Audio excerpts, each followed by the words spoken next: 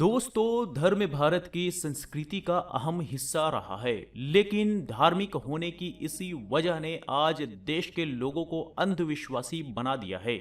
आज देश में अगर आप एक गरीब से भी धर्म के नाम पर कुछ मांगेंगे तो वह ना नहीं करेगा। धर्म और बाबाओं के नाम पर भारत में किसी को लूटना सबसे आसान हो गया है।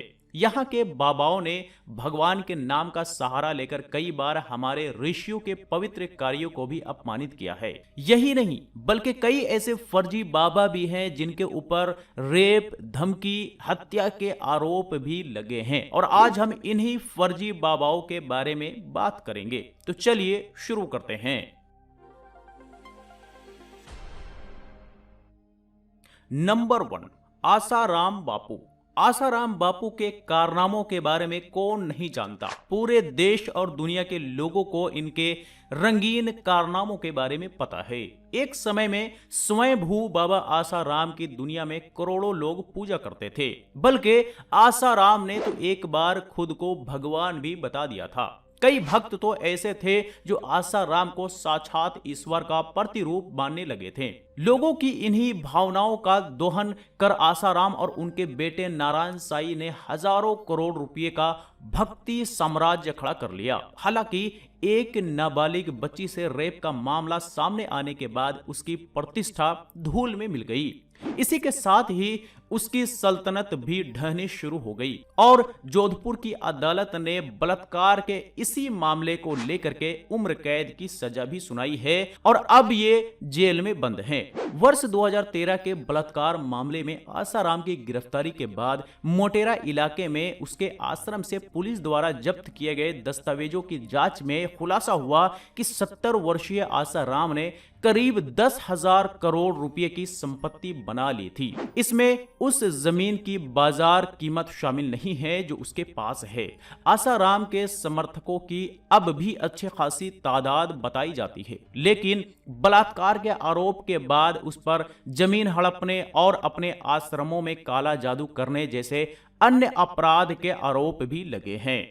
फर्जी बाबा नंबर 2, गुरमीत राम रहीम। इनके भी रंगीन कारनामों के बारे में पूरे देश के साथ साथ दुनिया को भी पता है। राम रहीम यूं तो अपने भक्तों के बीच सम्मान की नजर से देखे जाते हैं, लेकिन कभी अपने फिल्मी अवतार तो कभी कानूनी मामलों में उलझ जाने के चलते विवादों में भी रहा है। उन पर यूं तो कई प्रकार के आरोप लगे हैं, कभी आश्रम में रह रहे लोगों की नसबंदी कराने तो कभी कुछ ने उनके चरित्र पर भी सवाल उठाए। पंचकूला के सीबीआई अदालत ने डेरा सच्चा सौदा प्रमुख राम रहीम को दुष्कर्म के मामले में 2 अलग अलग मामलों में 10-10 साल की सजा सुनाई है।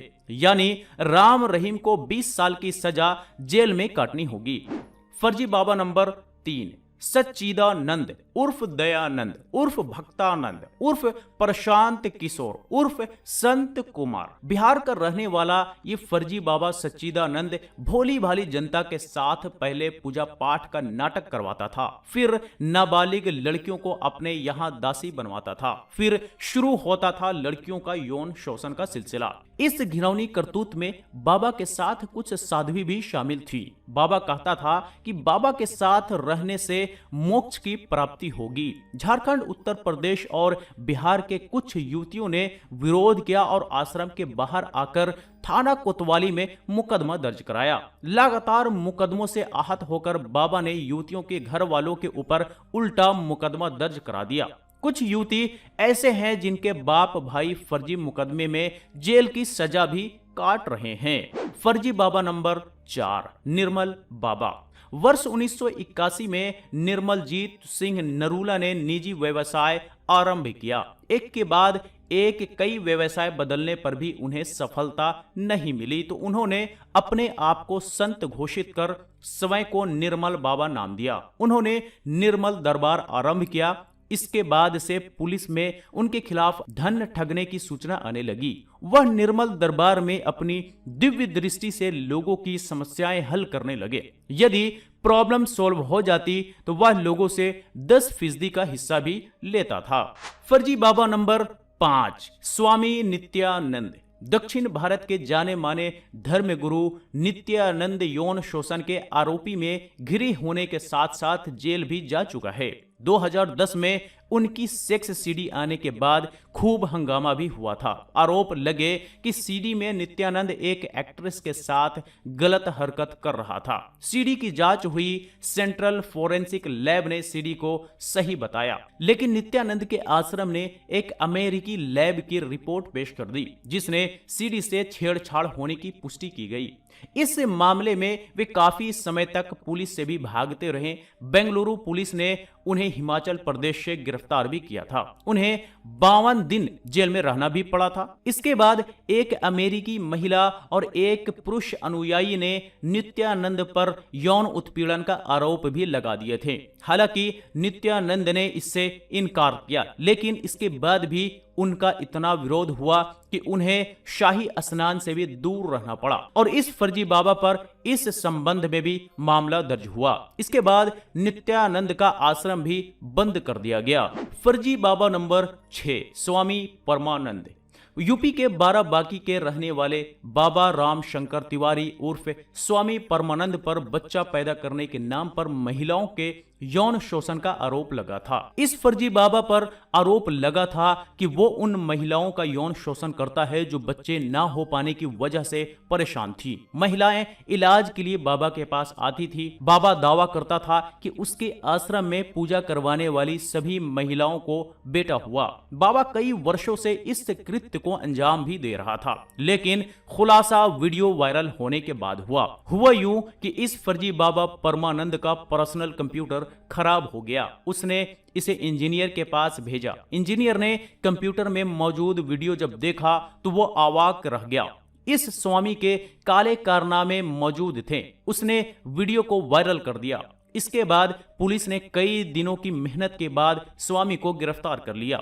बाबा ने 100 से अधिक महिलाओं के यौन शोषण की बात कबूली थी। उस पर रेप, हत्या के प्रयास, लूट और जालसाजी सहित कुल 11 आपराधिक केस दर्ज किए गए थे। फर्जी बाबा नंबर 7, संत रामपाल। 63 साल का यह ठगी बाबा पिछले कई सालों से मासूम जनता को बहकाकर उनसे गलत काम करवाता था। यही नहीं, रामपाल अपने आश्रम में कई महिलाओं और बच्चों को कैद करके रखता था। अपने आश्रम से कई गैर कानूनी कामों को अंजाम देने वाला रामपाल आज पुलिस की गिरफ्त में है। कानून से खुद को ऊपर मानने वाला रामपाल पर 2006 में अपने समर्थकों द्वारा रोहतक के एक गांव के लोगों पर गोली चलवाने का आरोप है। इस घटना में एक व्यक्ति की मौत भी हो गई थी और कई लोग घायल भी हुए थे। फर्जी बाबा नंबर 8, कृपालू महाराज। प्रतापगढ़ जिले के मनगढ़ कस्बे में जन्मे राम कृपाल त्रिपाठी उर्फ कृपाल महाराज पर भी महिलाओं से अभद्रता और बलात्कार के आरोप लगे थे। मई 1991 में उन पर लड़कियों को अगवा और रेप करने का आरोप लगा। मई 2007 में त्रिनिदाद और टोबैगो में 22 साल की युवती ने उन पर रेप का आरोप लगाया। इस मामले में कृपालू महाराज की सहयोगी प्रिय शरण महाराज को नागपुर पुलिस ने गिरफ्तार किया था। कृपालू महाराज की एक शिष्य कोरेन जॉनसन ने एक किताब लिखी थी। उसमें उन्होंने कृपालू महाराज के आश्रमों में चल रही गतिविधियों और खुद कृपालू महाराज के चरित्र को लेकर कई संगीन आरोप भी लगाए थे। फर्जी बाबा नंबर 9, इच्छाधारी भीमानंद। विवादित संत स्वामी भीमानंद का नाम देश भर में व्यापक स्तर पर सेक्स रैकेट चलाने के बाद सामने आया। 1997 में उसे लाजपत नगर दिल्ली में पहली बार गिरफ्तार किया गया था। जब वह जेल से रिहा हुआ तो वह खुद को साईं बाबा का शिष्य बताने लगा। उसके कुछ सालों में ही करोड़ों रुपये बना लिए थे। फर्जी बाबा नंबर 10, सत्य साई बाबा। आंध्र प्रदेश के पुट्टुपर्थी के सत्य साई बाबा के ऊपर भी यौन शोषण और लोगों को बरगलाने के आरोप लगते रहे हैं। उनके आश्रम में कथित स्कैंडलों की भी खबरें सामने आई। बाबा के खिलाफ यौन व्यवहार संबंधी सवाल भी खड़े हो चुके हैं। हालांकि बाबा ने इसे अनेक विरोधियों की साजिश कहकर खारिज भी कर दिया था। उन पर हाथ की सफाई को चमत्कार कहकर लोगों को भ्रमित करने का देश में ही नहीं बल्कि विदेशियों ने भी आरोप लगाया था। बाबा पर हवाला सेवा परियोजनाओं का निष्पादन में धोखाधड़ी और हत्या के भी आरोप लगे हैं। सत्य साई बाबा की 24 अप्रैल 2011 को मौत हो गई थी। तो दोस्तों, ये आपने देखा हमारे देश भारत के 10 फर्जी बाबाओं के रंगीन कारनामों के बारे में, और इन्हीं विवादों से नाराज साधुओं की शीर्ष संस्था अखिल भारतीय अखाड़ा परिषद ने इन फर्जी बाबाओं की एक लिस्ट जारी की थी और इन फर्जी स्वयंभू बाबाओं पर कार्रवाई की भी मांग की थी। तो चलिए, आज की वीडियो में इतना ही। आई होप कि आपको ये वीडियो अच्छा लगा होगा। वीडियो अच्छा लगा हो तो लाइक करें, ज्यादा से ज्यादा लोगों के साथ शेयर करें और इसी तरह के वीडियोस के लिए हिंदी वाला यूट्यूब चैनल को भी सब्सक्राइब करें।